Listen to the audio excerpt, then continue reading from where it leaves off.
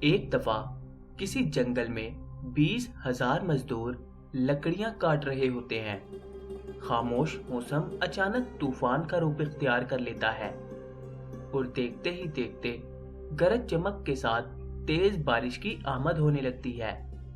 مگر وہ مزدور بدستور لکڑیاں کاٹنے میں مصروف ہوتے ہیں کیونکہ انہیں جلد از جلد اپنا کام پورا کرنا ہوتا ہے۔ اچانک آسمانی بجلی اپنی آواز کے ساتھ زمین کا رخ کرتی ہے، جسے دیکھ کر مزدور اپنا اپنا کام چھوڑ کر قریب بنے ایک جھونپڑے نما کمرے میں جا کر پناہ لیتے ہیں۔ کیا دیکھتے ہیں کہ آسمانی بجلی بار بار اس جھونپڑی کی طرف آتی ہے مگر بغیر نقصان پہنچائے واپس چلی جاتی ہے۔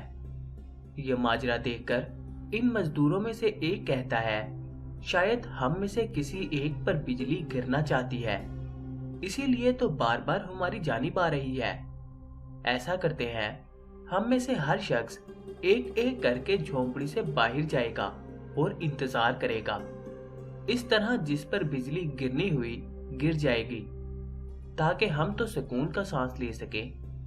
اس طرح ایک ایک کر کے مزدور باہر جاتے ہیں اور انتظار کر کے واپس اندر چلے آتے ہیں، مگر کسی پر بجلی نہیں گرتی۔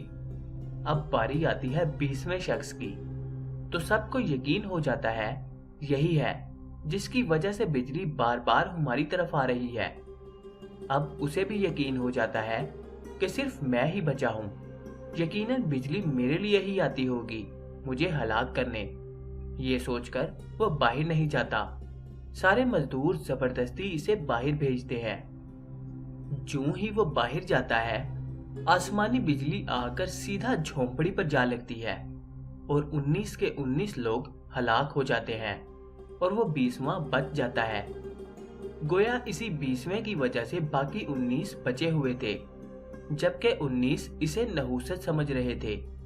اس پوری کہانی کا مقصد یہ ہے کہ اکثر ایسا ہوتا ہے کہ ہم کسی کو کسی چیز کا قصوروار گردان رہے ہوتے ہیں، جبکہ ہو سکتا ہے اس سبب کے قصوروار ہم خود ہوں، اور دوسری طرف ہم کسی اور کی وجہ سے پریشانی اور مصیبتوں سے بچتے آ رہے ہوتے ہیں جس کا ہمیں علم نہیں ہوتا۔